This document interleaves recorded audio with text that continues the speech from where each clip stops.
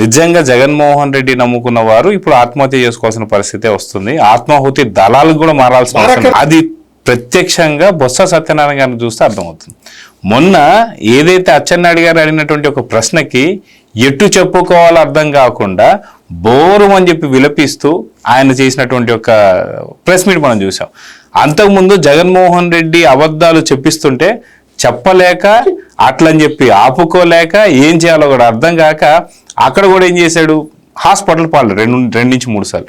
నిజంగా ఆత్మహత్య చేసుకోవాల్సిన పరిస్థితి సీనియర్ నాయకులకు కూడా ఇట్లా వస్తుంది అంటే ఎలా చూడాలంటుంది?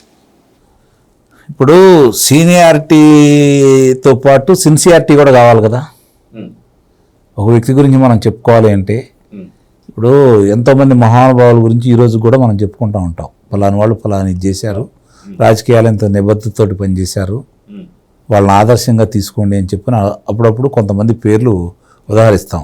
ఆ ఉత్తరాంధ్రకు సంబంధించి సర్దార్ గౌతులచ్చన గారు కావచ్చు, చాలామంది ఉన్నారు అక్కడ. వాళ్ళ గురించి మనం మాట్లాడుతున్నాం గారు కావచ్చు,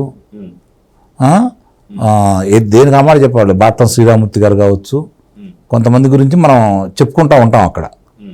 ఇక్కడ వీళ్ళ గురించి మనం చెప్పుకోవాలి అంటే బొత్స సత్యనారాయణ గారికి సీనియారిటీ తప్ప ఇంకేముందో నాకు చెప్పండి. ఆ ప్రాంతానికి సంబంధించి పనిగొట్టుకొని పరిశ్రమలు ఏమన్నా తీసుకొచ్చాడా? పరిశ్రమల శాఖ మంత్రిగా ఉండి చెప్పండి. విద్యాశాఖ మంత్రిగా ఉండి ఏదన్నా గొప్ప గొప్ప విశ్వవిద్యాలయాలను తీసుకొచ్చాడా? ఏం సాధించాడని మనం అతని గురించి మాట్లాడుకోవాలి. దేనికి పనికి వస్తుంది ఈ సీనియారిటీ? నటించడానికి పనికి వచ్చింది. నిస్సందేహంగా చెబుతున్నాను, గొప్ప నటుడుగా అతను నిరూపించుకున్నాడు. అంతకంటే ఏముంది చెప్పండి ఈరోజు అతని గురించి మాట్లాడుకోవడానికి? ఒకనాటి చరిత్ర, ఆ మహానుభావులు వేరు, వాళ్ళ యొక్క సిద్ధాంతాలు వేరు, వాళ్ళు నమ్ముకున్న సిద్ధాంతం కోసం కడదాకా నిలబడి ఉన్నారు వాళ్ళు. ఉదాహరణకి సర్దార్ గౌతులచ్చన్న గారు అనే వ్యక్తి కాంగ్రెస్ పార్టీలోకి వచ్చినట్టయితే ఏనాడో ముఖ్యమంత్రి అయ్యిండేవాడు. ఏమంటారు సార్? మరి ఆ సర్దార్ గౌతులచ్చన్న గారు ఎందుకు వెళ్ళలేదు? సిద్ధాంతాన్ని కట్టుబడి ఉన్నాడు. చివరంట పోరాడాడు.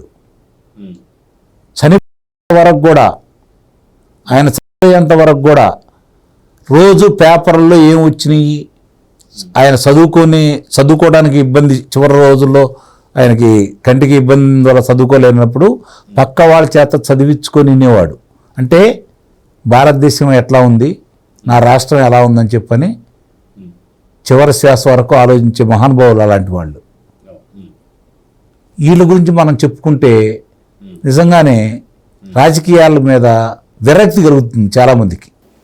ఇలాంటి వ్యక్తులు మాట్లాడే మాటలు చూస్తూ ఉంటే వాళ్ళ సంపాదన, వాళ్ళ యొక్క అధికార పదవుల కోసం ఏ విధంగా మాట్లాడటానికి ఈ విధంగా దిగజారిపోయి ప్రవర్తించే వాళ్ళ గురించి ఈరోజు ఒక్కళ్ళు కాదు, అదే ప్రాంతంలో ఉన్నటువంటి ధర్మాన ప్రసాదరావు కావచ్చు, లేకపోతే వివిధ నాయకులను కనుక మనం తీసుకుంటా ఉంటే వాళ్ళకి గతంలో ఆ ప్రభుత్వంలో జగన్మోహన్ రెడ్డి కోసం చేసినటువంటి కొన్ని కార్యక్రమాలు, ప్రజా దోపిడీకి అంటే ప్రజల సొమ్మును ఏ విధంగా దోచుకున్నారు, ప్రభుత్వ సొమ్ములను ఏ విధంగా దోచిపెట్టారనే దానికి వీళ్ళ సహాయ సహకారాలతోటి అతనికి అందినవి కాబట్టి గట్టిగా మాట్లాడితే జగన్మోహన్ రెడ్డి ఏళ్ళ పేర్లు ఆడ చదువుతాడనే భయం కొద్దీ జగన్మోహన్ రెడ్డి ఏది ఇస్తే అది చదువుతున్న వ్యక్తులు వీళ్ళు. ఎందుకంటే గొప్పగా మాట్లాడతారని మనం ఎలా భావిస్తాం చెప్పండి? అది కాదని మాట్లాడితే ఏం జరిగిద్దో కూడా వాళ్ళకి తెలుసు కాబట్టి, కాదని ఒక అక్షరం దాంట్లో యాడ్ చేసినా కూడా ఏం జరిగిద్దో వాళ్ళకి తెలుసు కాబట్టి వాళ్ళు ఇచ్చినట్టు చదువుతున్న వ్యక్తులు మాత్రమే వీళ్ళు. కాబట్టి వాళ్ళ యొక్క సీనియారిటీని అంటే రాజకీయ అనుభవాన్ని మీరు లెక్కేయద్దు. రాజకీయాల్లో వాళ్ళు సాధించిన దాన్ని, ప్రజల మనసు సాధించడం అంటే డబ్బులు బాగా సంపాదించుకొని ఉండొచ్చు, కానీ ప్రజల మనసును ఏ విధంగా గెలుచుకున్నారు, ఏం చేశారు. నిజంగా ప్రజాప్రతినిధి అంటే సరే ఈ మధ్యకాలంలో వచ్చిన వాళ్ళు మనం చూసుకుంటా ఉంటే నిమ్మల రామానాయుడు గారిని తీసుకుందాం. 2019లో గెలిచాడా లేదా? మరి నువ్వెందుకు ఓడిపోయావు 2014లో? ఇప్పుడు ఎందుకు ఓడిపోయావు 2024లో? మంచి పనులు చేసిన వాళ్ళు ప్రజలైతే మర్చిపోరు కదా. ఇక్కడ వీళ్ళ మనస్తత్వాలని అంటే ఒక గాలి వచ్చినప్పుడు గాలివాటంలో గెలిచిన వాళ్ళు నాయకులు కాదు, ఎదురొడ్డి పోరాడి గెలిచిన వాళ్ళు నాయకులు. ఎప్పుడైనా సరే ప్రభుత్వాలు తప్పు చేస్తుంటే ఆ తప్పులను ఎండగట్టి లేదంటే వాళ్ళు అధికారంలో ఉన్నప్పుడు వాళ్ళ ప్రభుత్వాలు తప్పులు చేస్తుంటే కాదు మీరు ఇలా పొరపాట్లు చేస్తున్నారు, ఇది ప్రజలకు ఇబ్బంది, సమాజానికి ఇబ్బంది, రాష్ట్రానికి ఇబ్బంది, దీన్ని సరి చేసుకోండి అని చెప్పని శాసనసభ సాక్షిగానో లేకపోతే వాళ్ళ అంతర్గత మీటింగ్లలో వాళ్ళని దారిలో తీసుకొచ్చిన వాళ్ళు, మంచి పనులు ప్రోత్సహించిన చేసిన వాళ్ళు శాశ్వతంగా నిలబడి ఉంటారు. గెలుపోవడం అనేది తర్వాత విషయం, కానీ ప్రజల మనసులో స్థిరస్థాయిగా నిలబడి ఉంటారు. ఇప్పుడు బొత్స సత్యనారాయణ చూస్తూ ఉంటే ఏం జరుగుతుందో కూడా మనకు అర్థమైపోతానే ఉంది. ఒకటి మాత్రం చాలా స్పష్టంగా ప్రజలైతే తీర్పు ఇచ్చారు. ఆ తీర్పు వాళ్ళకు కూడా అర్థమైంది. వాళ్ళు సాలిగూడులో ఇరుక్కొని ఉన్నారు,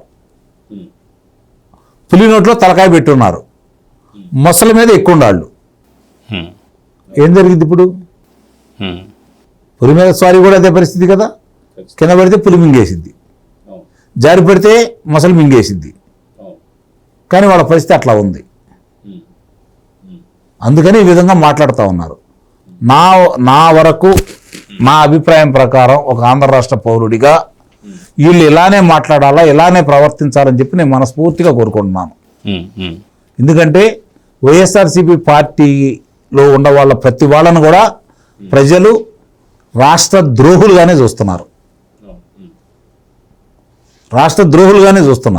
ఉంటారు, ఏ పార్టీకి ఆ పార్టీ అభిమానులు లేరని నేను అన్నాను. తటస్థులు ఎటు మళ్ళీతేనే అటు ప్రభుత్వాలు వస్తూ ఉంటాయి. కాబట్టి దీన్ని దృష్టిలో పెట్టుకొని ప్రజల్ని ఏ ఇబ్బంది పెట్టినా ప్రజలు క్షమించాలని అయితే నేను మనస్ఫూర్తిగా చెప్పగలను. Please subscribe to Leo news for more videos.